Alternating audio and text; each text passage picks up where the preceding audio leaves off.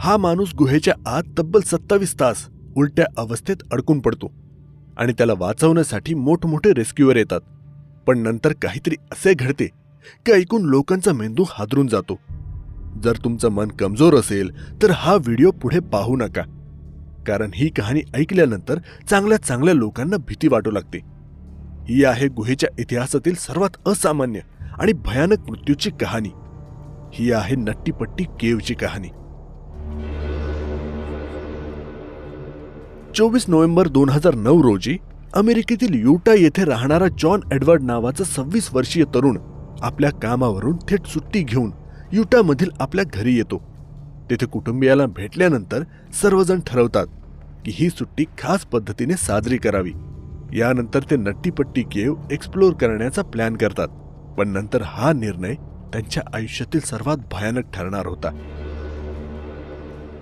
सर्व कुटुंबीय ठरवतात की 24 नोव्हेंबरच्या रात्री 8 वाजता नट्टीपट्टी केव्हला एक्सप्लोर करायला जायचे आणि काही तासात घरी यायचे. मात्र पुढे जे घडणार होते ते कोणी स्वप्नातही विचार करू शकत नव्हते. जॉन या गुहेत पहिल्यांदाच जाणार होता, पण त्याला थोडाफार गुहा एक्सप्लोरेशनचा अनुभव होता, कारण तो लहानपणी आपल्या छोट्या भावासोबत केव्हिंग करायचा. या गुहेत एक असा विभाग आहे ज्याला बर्थ कॅनल म्हटले जाते. हा विभाग खूपच अरुंद आणि टाईट आहे, त्यामुळे अनुभवी केव्हर देखील तेथून सहजपणे बाहेर पडू शकत नाही. काहींचे हिप्स, काहींचे खांदे तिथे अडकतात आणि ते कितीही प्रयत्न केले तरी सुटू शकत नाही. अशा वेळी त्यांना बाहेर काढण्यासाठी रेस्क्यू टीमची गरज भासते. याच कारणामुळे ही गुहा काही वर्षांपूर्वी बंद करण्यात आली होती. मात्र मार्च 2009 मध्ये ती काही नव्या नियमांसह पुन्हा उघडण्यात आली. नियमांनुसार गुहेत प्रवेश करण्यासाठी 21 दिवसांपूर्वी तेथील अधिकाऱ्यांकडून परवानगी घ्यावी लागते. तसेच प्रत्येक गटात 2 अनुभवी केव्हर असणे बंधनकारक होते. जॉन आणि त्याचा 13 वर्षाचा लहान भाऊ जॉस हे दोघेही अनुभवी केव्हर असल्यामुळे त्यांना गुहेत जाण्याची परवानगी मिळते. त्यानंतर संपूर्ण कुटुंब नट्टीपट्टी केव्हच्या प्रवेशद्वारापर्यंत पोहोचते. या प्रवेशद्वाराची रुंदी फक्त 30 इंच होती. 24 नोव्हेंबरच्या रात्री 8 वाजता सर्वजण गुहेत प्रवेश करतात. संपूर्ण गट गुहेत शिरतो. सुरुवातीच्या 1 तासापर्यंत सगळं काही ठीक चालू होतं आणि सर्व लोक आत्मविश्वासाने पुढे जात होते. मात्र जॉन आणि जॉस आणि त्याचे 2 मित्र बिग स्लाइड नावाच्या एका ठिकाणी थांबतात. ते एका नकाशाकडे पाहून ठरवतात की ते या गुहेतील सर्वात आव्हानात्मक बर्थ कॅनलला व्हिजिट देतील, जो या गुहेतील सगळ्यात खोल भाग आहे. हा भाग इतका अरुंद आहे की फक्त मोजकेच लोक हा भाग पार करू शकतात. असे मानले जाते की इथे लांब आणि टाईट पॅसेज आहे. जर तुम्ही हा पॅसेज पार केला तर शेवटी आणखी एक लांब आणि अरुंद पॅसेज येतो. जर तोही पार केला तर शेवटी तुम्हाला एका छोट्या खोलीत पोहोचता येते. तिथे तुम्ही वळून परत येऊ शकता. मात्र हा भाग इतका अरुंद आहे की अनुभवी केव्हरनाही तिथे घुसमटायला लागते आणि त्यांना घाबरायला होते. जॉन आणि त्याचा लहान भाऊ जॉस, जो त्याच्या मागे होता, त्यांना बर्थ कॅनल सापडते आणि ते दोघेही त्यात प्रवेश करतात. मात्र इथे त्यांची एक मोठी चूक होते, कारण जॉन आणि जॉस ज्या मार्गाने गेले तो बर्थ कॅनलचा मार्ग नव्हता. जॉन आणि जॉस चुकीच्या मार्गाने गेले होते. त्यांना त्यांची काहीच कल्पना नव्हती. जॉन 15 फूट पुढे सरकतो आणि याच दरम्यान त्याच्या समोर अनेक खडक येतात. जॉन चांगल्या तब्येतीचा असल्याने तो आपले शरीर वेगवेगळ्या दिशांना हलवून खांदे, कंबर आणि त्याचे पाय योग्य प्रकारे फोल्ड करून पुढे जातो. जॉन आता क्रॉक्रू मार्गात आला होता. जसे जसे तो पुढे सरकत होता, पॅसेज आणखीनच रुंद होत होता आणि आता तो परत वळू शकत नव्हता, कारण हा पॅसेज खूप लांब होता. जॉनला वाटत होते की तो बर्थ कॅनल मध्ये आहे आणि त्याला माहीत होते की शेवटी एक छोटी खोली येईल जिथे तो वळू शकेल, म्हणून तो पुढे जात राहिला.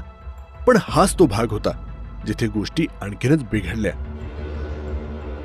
आता तो क्रॉक्रू भागात आला होता. हा भाग पार करण्यासाठी केव्हरला खूप लवचिक आणि खूप छोटे शरीर असणे गरजेचे असते आणि फक्त काही मोजकेच लोक आपल्या कौशल्याच्या जोरावर हा भाग पार करू शकतात. या ठिकाणी केव्हरला 90 अंशाच्या तीव्र वळणावर डाव्या बाजूला वळावे लागते. जॉन आता एका छोट्या भागावरून वळून पुढे सगळ्यात कठीण विभागात पोहोचला. 5 वर्षापूर्वी एक 16 वर्षीय मुलगा ब्रॉक क्लार्क इथेच क्रॉक्रू भागात अडकला होता. त्याची उंची फक्त 5 फूट 7 इंच होती आणि वजन 63 किलो होते. त्याला बाहेर काढण्यासाठी 14 तास लागले होते. जॉन सुद्धा याच ठिकाणी होता, पण त्याची उंची 6 फूट होती आणि वजन 90 किलो. इतक्या कमी जागेमुळे जॉनला आपले शरीर वळवून परत येणे शक्य नव्हते. त्याला नाईलाजाने लेज एरियाच्या दिशेने शरीर दाबून पुढे सरकावे लागले. हा भाग खूपच अरुंद असल्याने जॉनला वाटत होते की हा बर्थ कॅनलचा सगळ्यात अरुंद भाग आहे आणि पुढे एक मोठी जागा येईल जिथे त्याला वळता येईल.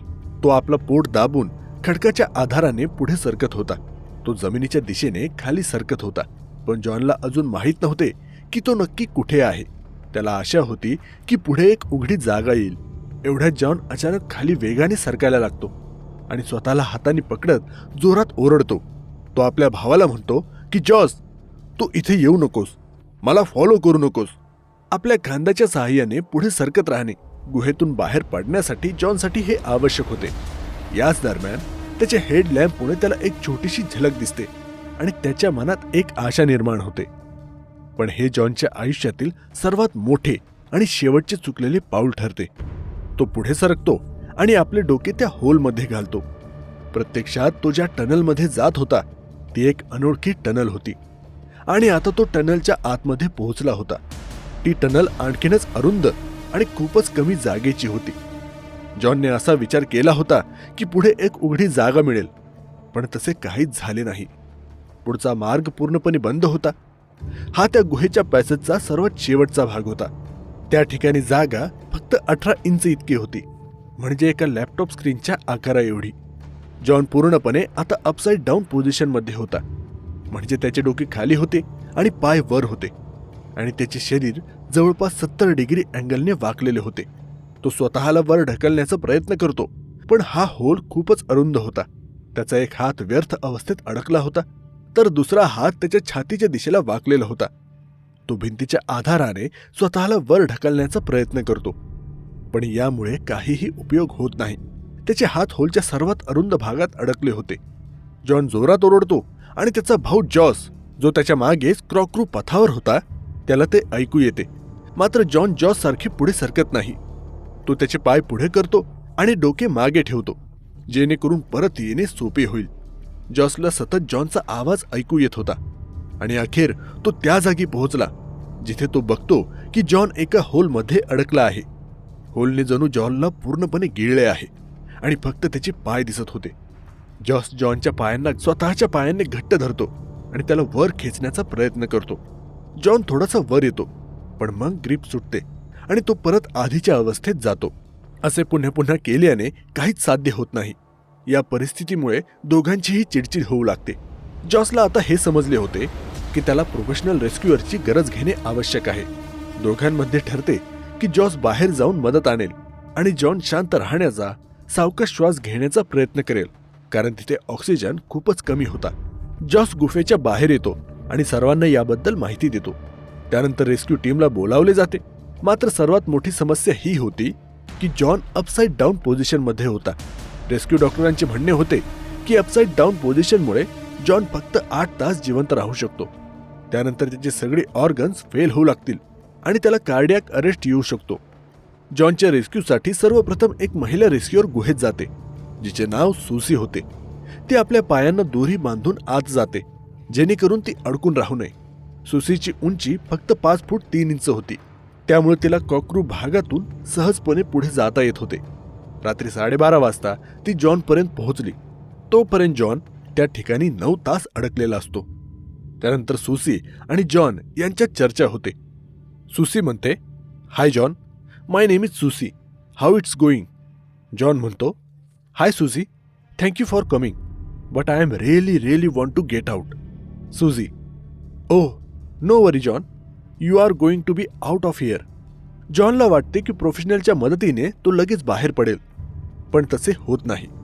सुसी पाहते की ही परिस्थिती जितकी वाईट दिसते त्याहून अधिक गंभीर आहे. ती जॉनच्या पायांना दोरीने बांधते आणि त्याला ओढण्याचा प्रयत्न करते, पण दोरीवर खूप घर्षण असल्यामुळे ती प्रभावीपणे ओढू शकत नाही. सुसी शक्य तितके प्रयत्न करते, पण 2 तासानंतरही ती निराश होते आणि तिला बाहेर यावे लागते. बाहेर सर्व रेस्क्यूअर एकत्र येऊन जॉनला बाहेर काढण्यासाठी एक योजना आखतात. निर्णय घेतला जातो की तिथे एक पुलिंग सिस्टम बसवला जाईल आणि मशीनद्वारे त्याला ओढता येईल. कारण 5 वर्षापूर्वी ब्रॉक क्लार्कही क्रॉक क्रू भागात अडकला होता आणि त्यालाही पोलीस सिस्टमने बाहेर काढण्यात आले होते. पोलीस सिस्टमसाठी लागणारी सर्व उपकरणे गुहेच्या दुसऱ्या बाजूला पोहोचवण्यासाठी अनेक तास लागतात.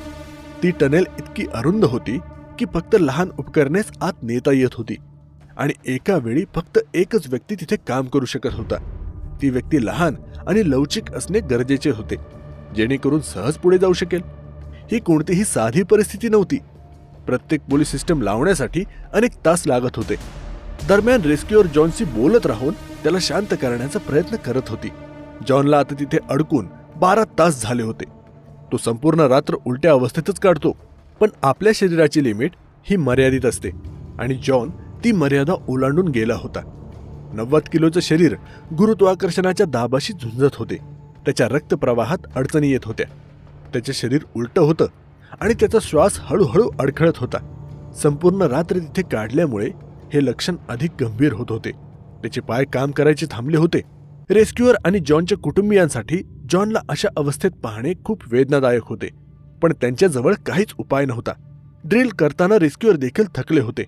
त्यांना माहीत होते की ते कधीही बाहेर येऊ शकतात, पण जॉनच्या नशिबात मात्र असे नव्हते. जॉन निराश होता आणि श्वास घेण्यासाठी आपली छाती फुगवण्याचा प्रयत्न करत होता. त्याचबरोबर तिथल्या हवेतील ऑक्सिजनचे प्रमाणही कमी होत चालले होते. आणि आता इतका वेळ झाल्यानंतर जॉनच्या जवळ एक वाईड टेलिकॉम सिस्टीम बसवला जातो, ज्याद्वारे दुसऱ्या बाजूने जॉनची पत्नी इमली त्याच्याशी बोलते. ती जॉनला धीर देण्याचा प्रयत्न करते आणि जॉनही तिला आत्मविश्वास देतो की तो लवकरच बाहेर येईल आणि सर्व काही ठीक होईल. आता संध्याकाळचे 4 वाजले होते आणि जॉन तिथे अडकून 18 तास झाले होते. त्याचवेळी पोलीस सिस्टीम देखील तयार झाले होते आणि काम करण्यासाठी सज्ज होती. एक रेस्क्यूअर ज्याचं नाव रियान होतं गुहेत जातो आणि जॉनपर्यंत पोहोचतो. रियान जॉनला विचारतो, how are you John? John म्हणतो, it sucks. I am upside down. I can't believe I am upside down. My legs are killing. जॉनचे पाय मारियानो ओपनिंगच्या सर्वात अरुंद भागात अडकले होते. रियान आधी तो भाग व्यवस्थित करतो आणि नंतर जॉनच्या पायांना दोरीने बांधून त्यांना ओढतो. पण जॉनच्या पायांना प्रचंड वेदना होत असतात. ओढल्यानंतर तो वारंवार थांबायला सांगतो, कारण त्याच्या नसा खूप संवेदनशील झाल्या होत्या. काही वेळ विश्रांती घेतल्यानंतर ते पुन्हा प्रयत्न करतात. आता असं वाटत होतं की पोलीस सिस्टीम काम करत आहे. जॉन थोडासा वर आला होता की तो रियानला पाहू शकत होता आणि त्याच्याशी डोळ्यांनी संपर्क साधू शकत होता. रियान त्याला एनर्जी ड्रिंक प्यायला देतो. अशा प्रकारे 19 तास उलटून जातात. गोष्टी खूप हळूहळू पुढे सरकत होत्या आणि खूप मेहनत घेतल्या जात होत्या. काहीशी प्रगती होत होती, पण तरीही जॉनला बाहेर काढणं खूप कठीण होतं. जॉनचे पाय वरच्या छताला लागत होते आणि त्या अरुंद जागेत त्याला पाय वळवणं शक्य नव्हतं. शेवटी रियान ठरवतो की तो जॉनचे पाय मोडेल. पण याच दरम्यान एक अप्रत्याशित घटना घडते, ज्याची कुणी कल्पनाही केली नव्हती. पुलिंग सिस्टीम पूर्णपणे फेल होते.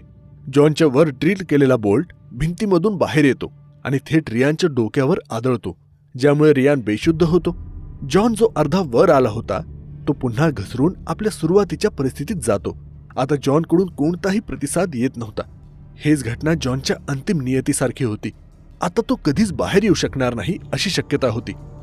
रियान शुद्धीवर आल्यावर त्याला त्याच्या डोक्यातून रक्त वाहतंय हे कळालं. तो संपूर्णपणे गोंधळला होता की तिथे काय झालं. रियानला तिथून बाहेर काढून रुग्णालयात पाठवण्यात आलं. त्याच्या जागी जॉनला बाहेर काढण्यासाठी त्याचे वडील डेव गुहेत जातात. तुटलेल्या पोलीस सिस्टीमला पुन्हा लावण्यासाठी आणखी 1 तास लागतो. डेव रस्सीने जॉनच्या शरीराला बांधण्याचा प्रयत्न करतो, पण तिथे जॉनकडून कोणताही प्रतिसाद येत नाही. हे संपूर्ण ऑपरेशन जॉनच्या मदतीशिवाय शक्य नव्हते. एका 90 किलो वजनाच्या माणसाला त्याच्या मदतीशिवाय गुहेतून बाहेर काढणे अशक्य होते. जेव्हा डेव जॉनला रस्सीने बांधण्याचा प्रयत्न करत होते तेव्हा ते स्वतः 15 मिनिटे तिथे अडकून होते. शेवटी ते कंटाळून आणि निराश होऊन तिथून बाहेर येतात. त्यांची जागा ब्रँडन कॉल्स नावाचा एक नवीन रेस्क्यूअर घेतो. त्यानंतर तिथे एक टेलिकॉम सिस्टीम लावण्यात येते, ज्यामुळे जॉनच्या कुटुंबियांना त्याच्याशी बोलता येईल. पण ब्रँडन ज्या गोष्टी पाहत होता ती जॉनची पत्नी पाहू शकत नव्हती. जॉनकडून कोणताही प्रतिसाद येत नव्हता आणि तो हे बोलणे ऐकतोय की नाही हेही समजू शकत नव्हते. काही तासांपूर्वी जॉनचा श्वास घेण्याचा आवाज ऐकू येत होता. पण आता तोही शांत झाला होता. रेस्क्यूअर टीम एका जागी जमून चर्चा करते. आणि ठरवते की कदाचित जॉन आता जिवंत नाही. यासाठी एक मेडिकल प्रोफेशनल तिथे पाठवला जातो, जो ही गोष्ट कन्फर्म करतो. 25 नोव्हेंबरच्या रात्री 11:56 अधिकृतपणे घोषणा केली जाते की जॉन एडवर्ड जॉन्स यांचं निधन झाले आहे. 120 रेस्क्युअरने सलग 27 तास प्रयत्न केले, पण जॉनला बाहेर काढणं अशक्य ठरलं, कारण तो अपसाइड डाऊन पोझिशनमध्ये होता. जॉन त्याच्या आयुष्याचे शेवटचे 27 तास एका अत्यंत कठीण आणि उलट्या परिस्थितीत घालवत होता. डॉक्टरांनी भाकीत केले होते की अशा परिस्थितीत तो जेमतेम 8 ते 10 तास जगेल, पण त्याने 27 तास जगून दाखवलं, जे खरोखर कौतुकास्पद होतं. ज्या रेस्क्युअरनी जॉनपर्यंत पोहोचण्याचा प्रयत्न केला ते खऱ्या अर्थाने हिरो होते. त्यांनी अशा जागी मदत करण्याचा प्रयत्न केला जिथे त्यांनाही माहीत नव्हतं की हे किती धोकादायक आहे.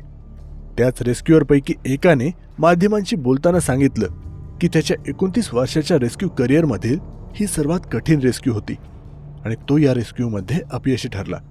अधिकाऱ्यांनी जॉनचं शरीर बाहेर काढण्यासाठी संपूर्ण प्रयत्न केले, पण चर्चेनंतर ठरवलं गेलं की हे रेस्क्युअर टीमसाठी खूपच धोकादायक असेल. शेवटी निर्णय घेण्यात आला की जॉनचं शरीर नेहमीसाठीच तिथेच राहून दिलं जाईल आणि गुहेच्या प्रवेशद्वाराला कॉन्क्रीटनं बंद करून टाकण्यात येईल. एका आठवड्यानंतर पूर्ण नट्टीपट्टी केवला कायमस्वरूपी सील करण्यात आलं. हा व्हिडिओ आवडला असेल तर चॅनलला सबस्क्राईब करा. धन्यवाद.